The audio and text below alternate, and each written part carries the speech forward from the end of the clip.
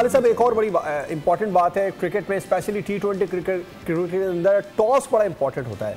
और हम माजी में भी देखते हैं ना, जितनी भी T20 क्रिकेट हुई है उसमें जो टीम टॉस जीतती है उसके कप्तान के हाथ में होता है कि भाई वो किस तरीके से पिच को लेकर अब चलेगा और बॉलर्स मिल जाती है। बिल्कुल। तो आप क्या समझते हैं, टॉस कितना इंपॉर्टेंट होगा आज के मैच में? पाकिस्तानी टीम जीतती है तो जीतने के बाद बैटिंग करे या बॉलिंग करे?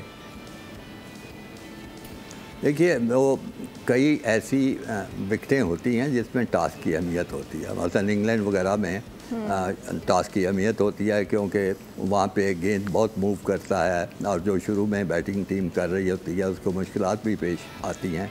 जैसे जैसे दिन गुजरता है तो सूरत हाल बदलती रहती है।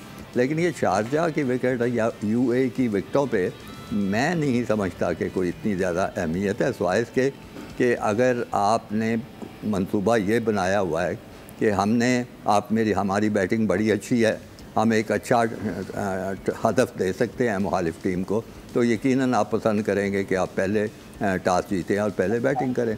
लेकिन अगर आप की बॉलिंग पे आपको ज़्यादा भरोसा है तो फिर ये कोशिश होती है कि अच्छा पहले बॉलिंग करके दुश्मन को, मुखालिफ टीम को देख लें, कम से कम टोटल में आउट करें और आसानी से उस मैच को जीत जाए। तो ये सारा सूरत हाल होती है कि आपकी स्ट्रेंथ क्या है।